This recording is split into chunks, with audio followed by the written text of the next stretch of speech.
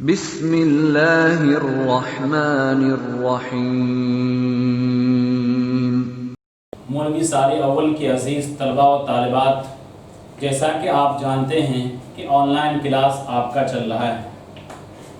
آج آپ کو ہم پڑھانے جا رہے ہیں اصول فقہ میں، اصول الشاشی میں اصول فقہ سے متعلق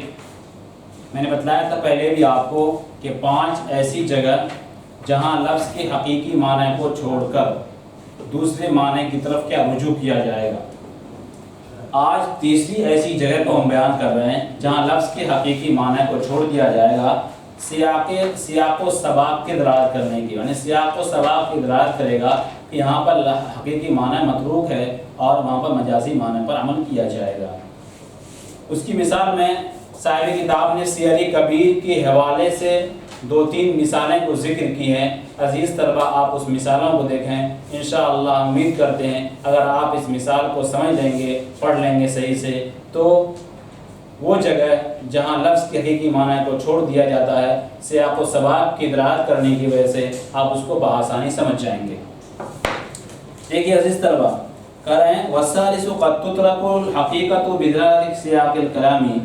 اور تیسرا موقع کبھی سیاق کلام کی دراز کرنے کی وجہ سے حقیقی معنی کو چھوڑ دیا جاتا ہے۔ امام محمد نے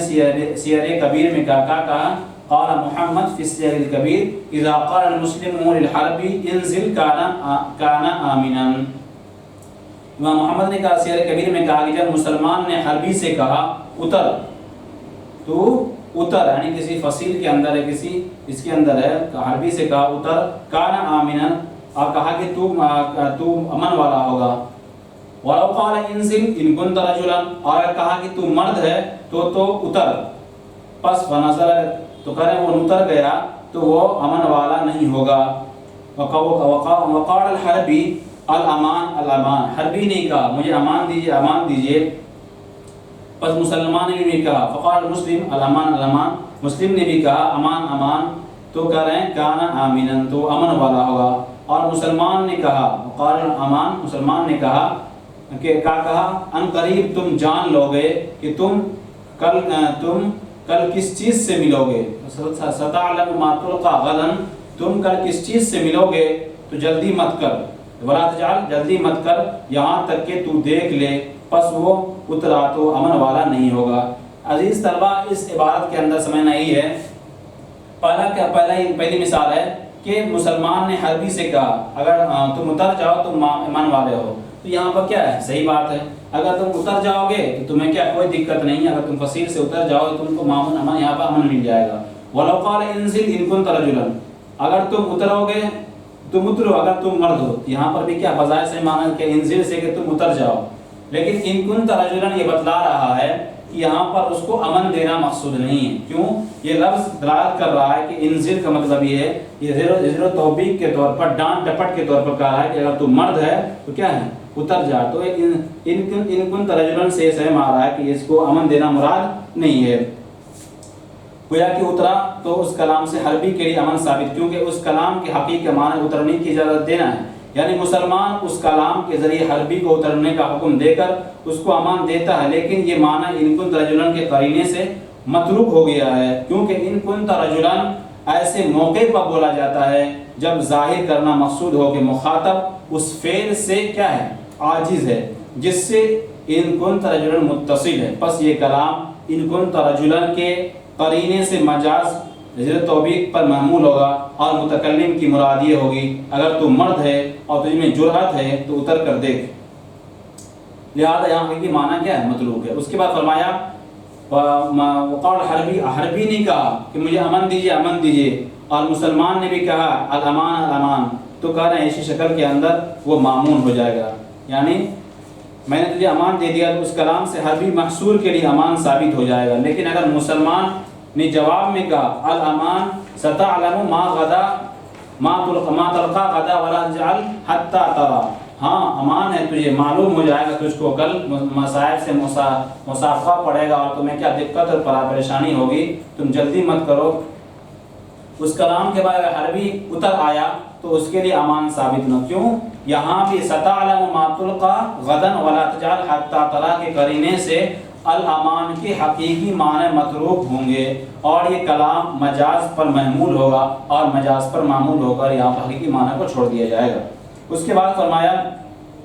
ایک اور مثال دے رہے ہیں، وقال اشتری لی جاریتا لتخدمنی فاشترى العمي والشلة لا يجوز۔ کریں اگر کسی آدمی نے کسی سے کہا کہ میرے لیے کیا تم کسی باندھی کو خرید کر لاؤ تاکہ وہ میری کیا خدمت کر سکے، پس وکیل نے نابینا یا اپاہج باندھی کو خریدا تو یہ شرع جائز نہیں ہوگی۔ کیوں جائز نہیں ہوگی؟ اس لیے کہ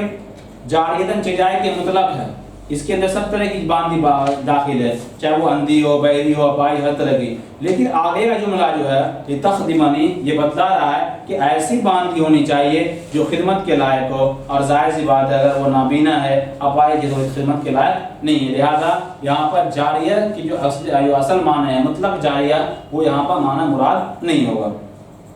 اس کے بعد اس نے کہا اشتری جاریدن کہ میرے لیے کیا کسی باندھی کو خرید لا حتی آتا یہاں تک کہ میں کیا کروں اس سے وطی کروں فاشترى اخته من الرضاعی، اس نے کیا کر دیا اس کے رضاعی بہن کو خرید لیا، تو کہہ رہے ہیں کہ وہ موکل کی جانب سے نہیں ہوگا۔ کیوں؟ اس وجہ سے اس نے کہا تھا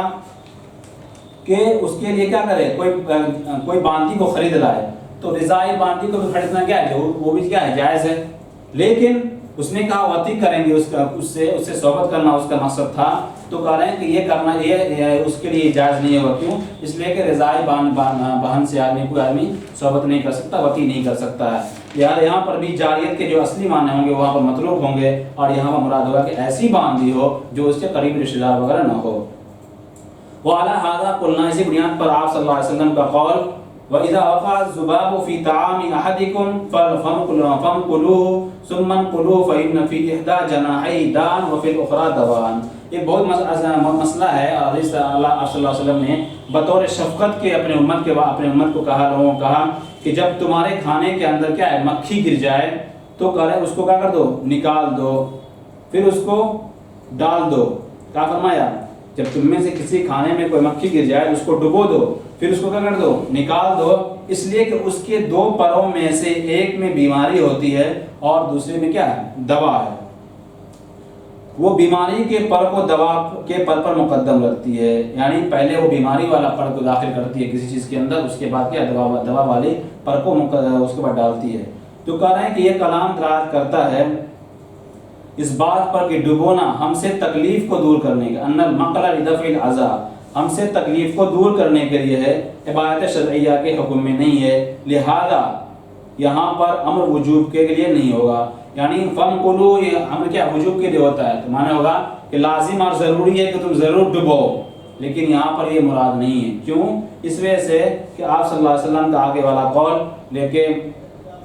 لدفع العذاب کس کے لیے ہے کہ فإن إحدى جناحي دواء وفي الأخرى دواء، یہ بتلا رہا ہے کہ آپ صلی اللہ علیہ وسلم نے بطور شفقت ہم سے کہا ہے کہ تم ایسا کر لو تاکہ تم پریشانی اور دشواری سے بچ جاؤ گے، اس لیے یہاں پر کہا گیا۔ تو لہذا یہاں فمکل عمر کا سوا جو وجوب کا فائدہ ہے، لیکن سیاق کلام فإن إحدى جناحي دواء کی وجہ سے اس حقیقت کو ترک کر دیا گیا اور یہ کہا گیا کہ ڈبونا واجب نہیں، کیونکہ ارشاد اس پر دلالت کرتا ہے کہ اللہ کے رسول صلی اللہ علیہ وسلم نے ڈبونے کا حکم ہم سے تکلیف کو دور کرنے کے لیے کہا ہے، اس لیے نہیں دیا۔ یہ عبادت شرعیہ کے طور پر واجب ہے اور لازم ہے۔ الحاصل اس حدیث میں بھی سیاق کلام کی دلالت کرنے کی وجہ سے حقیقت کو مطلوب کر دیا گیا ہے۔ آخری مثال صاحب کتاب پیش کر رہے ہیں،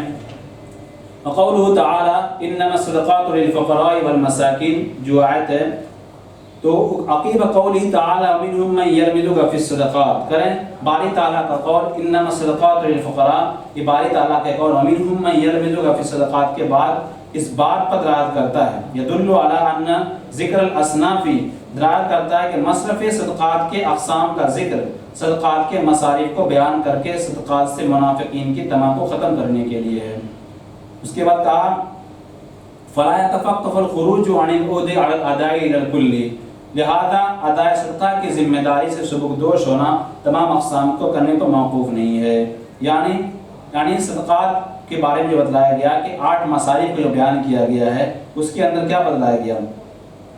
یعنی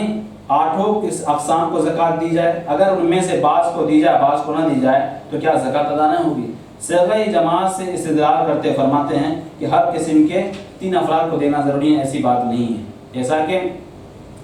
یعنی بعض منافقین ایسے ہیں جو صدقات کی تقسیم کے سلسلے میں آپ کو مطعون کرتے ہیں، چنانچہ کہتے ہیں کہ تقسیم کے سلسلے میں کہتے تھے کہ آپ عدل سے کام نہیں لیتے ہیں، اگر ان کی صدقات میں سے دے دیا جائے تو خوش ہو جاتے ہیں، اور اگر نہ دیا جائے تو وہ لوگ ناراض ہو جاتے ہیں۔ تو مراد یہ ہے کہ ان کی رضا اور ناراضگی خود ان کے لیے تھی، دین کے لیے نہیں تھی۔ اور یہ بات بھی ہے کہ فتح مکہ کے بعد جب غزوہ حنین وغیرہ ہوا تو اس موقع سے جو مال غنیمت آپ صلی اللہ علیہ وسلم کو موصول ہوا، تو آپ صلی اللہ علیہ وسلم نے اہل مکہ کے قلوب کو نرم کرنے کے لیے ان کو مال غنیمت سے بھرپور حصہ دیا، جس سے منافقین چیخ اٹھے، پکار اٹھے، اور آپ صلی اللہ علیہ وسلم پر بے انصافی اور اقربا پروری کا الزام لگانے لگے۔ اس کے بعد یہ آیت نازل ہوئی اور اس میں صدقات کے بیان کیا گیا، لہذا اس پر دلالت کرتی ہے کہ یہاں یہ آیت انما الصدقات للفقراء حقیقت 8 اقسام میں سے ہر ایک کے 3 افراد کو صدقات کرنا واجب ہے، مطلوب ہے۔ صدقات کے سلسلے میں منافقین کی امیدوں کو ختم کرنا ہے، یعنی مصارف بیان کر کے اللہ تعالیٰ نے منشا ظاہر کر دیا کہ منافقین کو یہ بتلا دیا جائے کہ اب زکوٰۃ میں تمہارا کوئی حصہ نہیں ہے، تمہاری کوئی حصہ داری نہیں ہے۔ یہ بتانا مقصود نہیں ہے کہ تمام اقسام کو دینا واجب ہے، بلکہ صرف اور صرف ان کے منافقین کو بتلانا ہے کہ تمہارا اب اس میں سے کچھ نہیں ہے، زکوٰۃ کے مال میں سے تم کو کچھ نہیں ملے گا۔ الحاصل یہاں بھی سیاق کلام کی وجہ سے انما الصدقات للفقراء کی حقیقی معنی کو ترک کر دیا گیا ہے۔ عزیز طلبہ، میں نے ابھی تیسری ایسی قسم کو بیان کیا جہاں حقیقی معنی کو چھوڑ کر مجازی معنی کی طرف رجوع کیا گیا ہے۔ عزیز طلبہ، پھر بھی آج کے اس سبق کے سمجھنے میں آپ کو کہیں پر کوئی دقت، پریشانی یا دشواری ہو تو آپ اسے کمنٹ باکس میں ضرور نقل کریں، انشاءاللہ آپ کے اس اعتراض کا تشفی بخش جواب دیا جائے گا۔